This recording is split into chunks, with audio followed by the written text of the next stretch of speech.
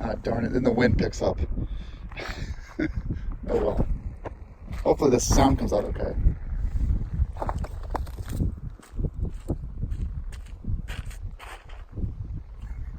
Okay, so I don't know if this is coming in frame or not, but this is my new car.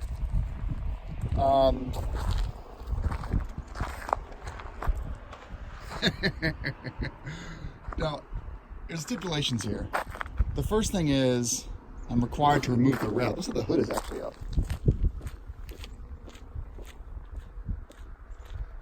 There we go. So I'm required to remove the wrap from it,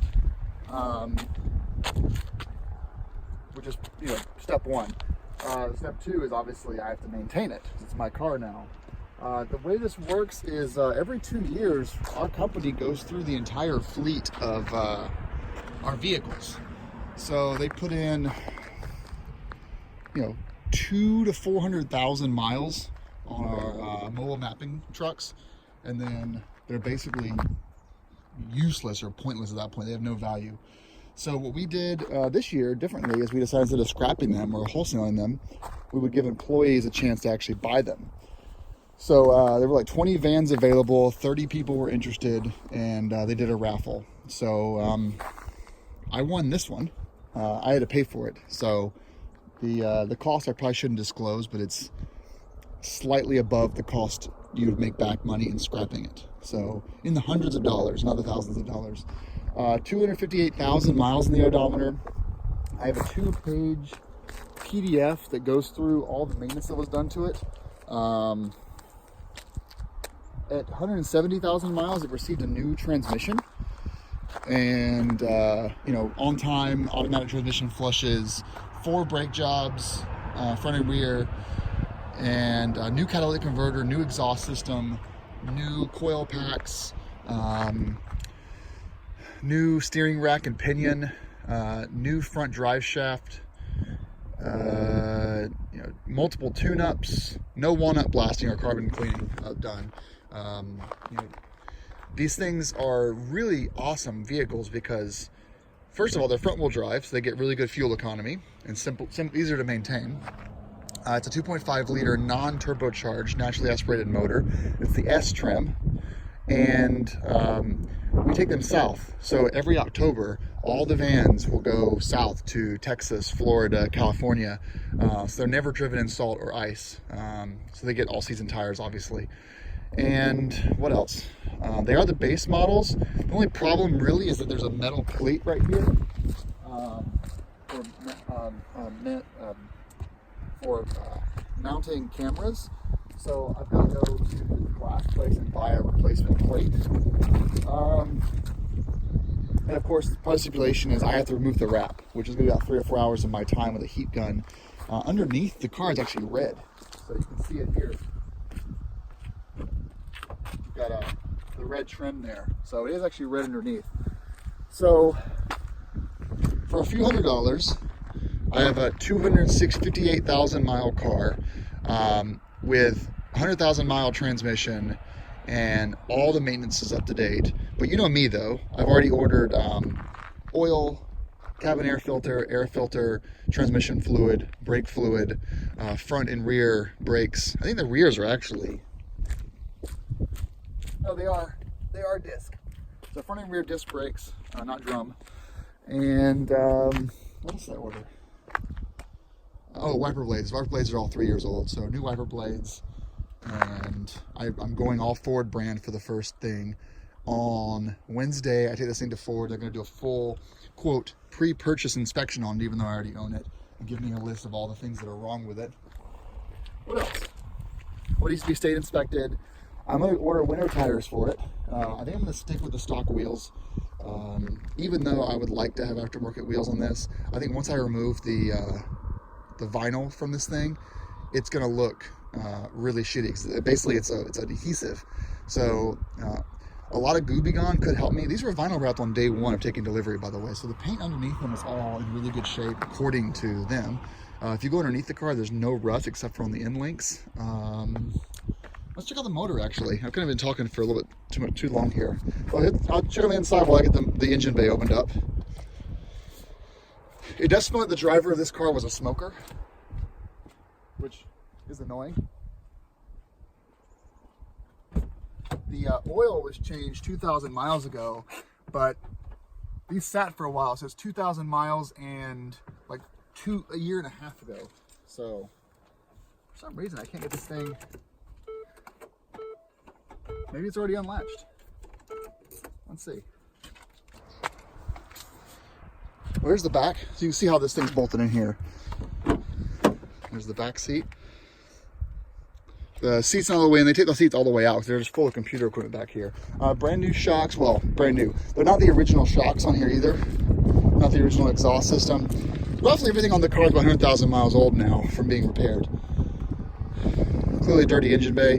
So 4-cylinder, 2.5 liter, naturally aspirated. Pretty clean, I'd say. But obviously it needs, new air filter, new cabin air filter, new oil filter, all that stuff. It is pretty old. I might actually get the hoses or the belts replaced as well. That looks a little bit, yeah. And then clearly some mice had their way in here, but that's just normal for this area of the world. So let's do a full walk around, right? So you can see this bodywork could probably use some refreshing there underneath it. Just needs a little bit of bodywork done. It's wrapped all the way around. These are the 17-inch wheels. So I need to grab those off tire rack. These are pretty old. I like the DOT cut. These are like 2.5, 3-year-old tires, and they've been sitting for a long time. It needs a full alignment done as well. So as far as rust goes, let's look underneath it.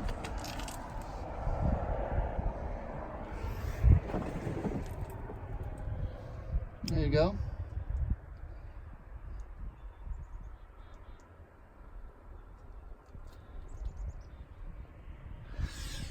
Catalytic converters don't last forever, so the cat was replaced, I think, at 200,000 miles. So that would pass inspection. I don't even know if TomTom's going to be okay with me having this video up because the brand is all over the place. But I promise you guys that the brand is coming off. So you got something right there. Let's look under the motor. But yeah, you look down here, you don't really have any rust setting in yet, which is nice.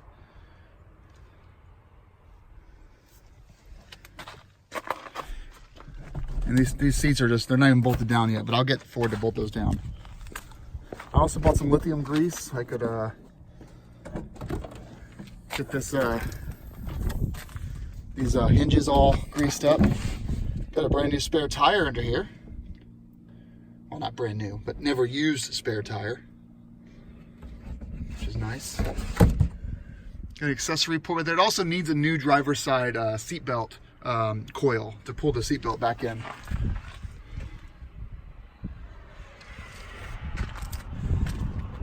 Removing this vinyl is going to suck in the cold. It's really going to suck.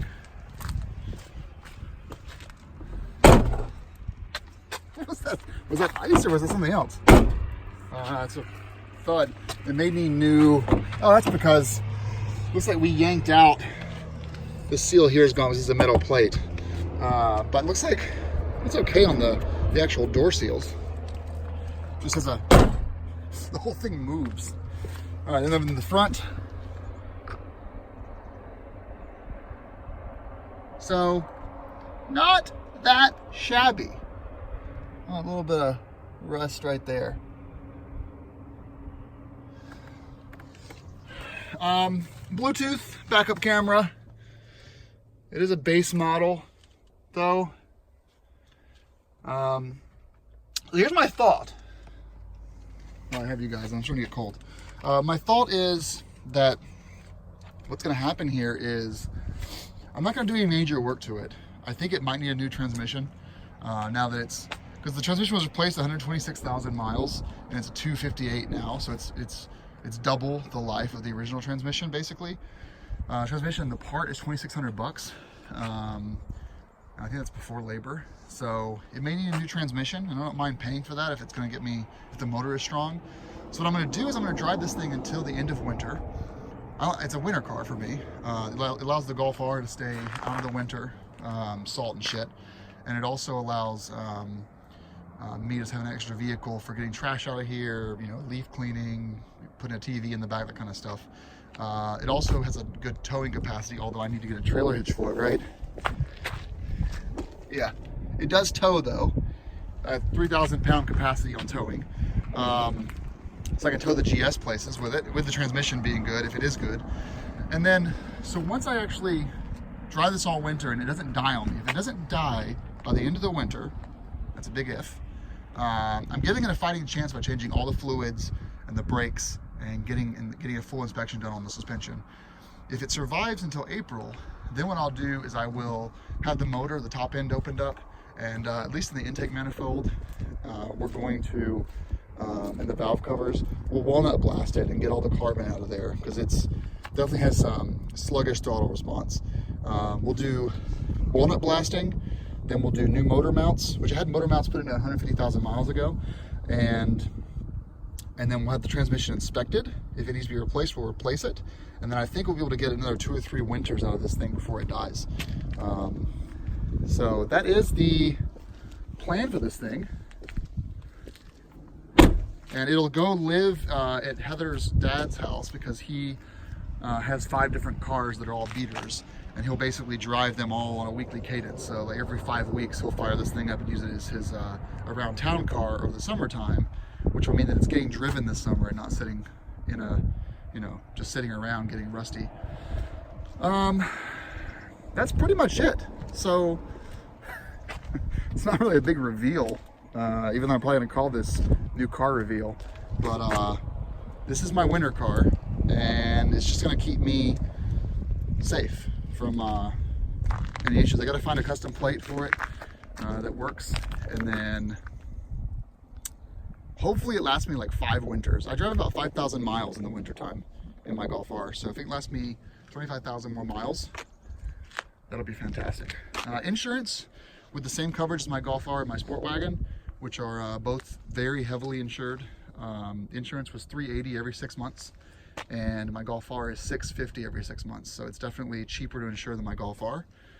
I think our Sport Wagon is $500 every 6 months for insurance. Now, insurance is always different for everyone, but for me, my base of reference is the Sport Wagon's $500, the Golf R is $650, and this is $380 for 6 months. So certainly cheaper to insure. Yeah, that's pretty much it, guys. So thanks for watching. I hope TomTom doesn't get pissed off that their logo is all over this video, but just know the wrap is coming off, and I'm stoked. So thanks, TomTom, for the car.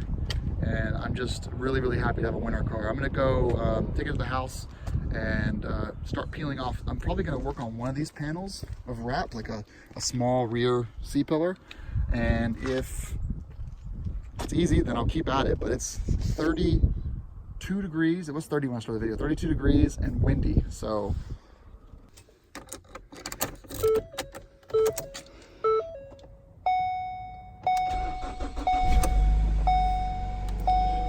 Tire pressure. Let's see.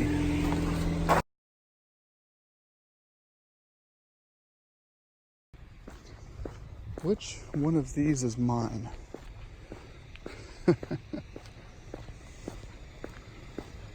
Which car is Adam's?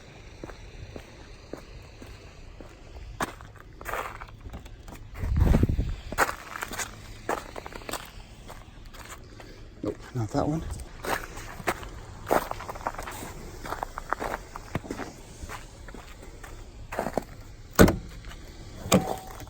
It's red. Oh shit. Huh. We didn't know what color it was because the wrap is on it. Well, let's see how it starts. Can I hold this?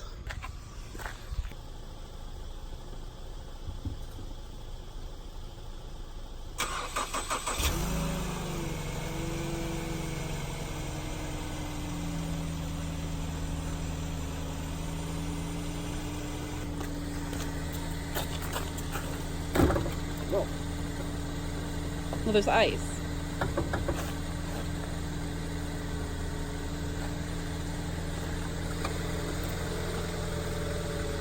All kinds of mice have been in here.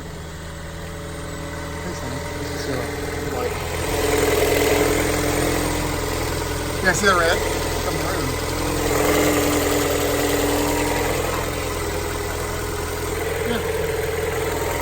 I know what the guys. So, Oh, it is dirty. Well, you can always get new they put a pine tree air freshener floor in there. mats. I saw that. I thought that was funny. You can always get new floor mats. And last thing before you go is the, this is sealed up. Is it locked? Oh, maybe. I don't want to break it. Yeah, it was locked. It was locked. Alright. I mean, it's a thing. Oh, hey, this is Porter's space. Let's see the little hole over there. Oh, yeah. So I'm gonna get that plugged. Yeah, that's fine. Anyway, but it sounds, the motor sounds fine. It's a nice red. But it's not making like a whizzing sound or a wheezing sound or anything? No. Oh, man, I can see all the projects for Adam.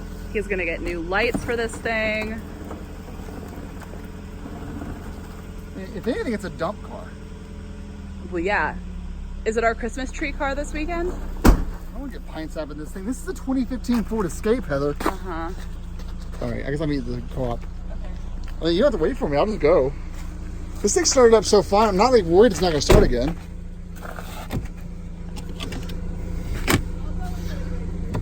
Okay. Hey, Heather, the seats aren't heated and they don't have a motor on them. Oh.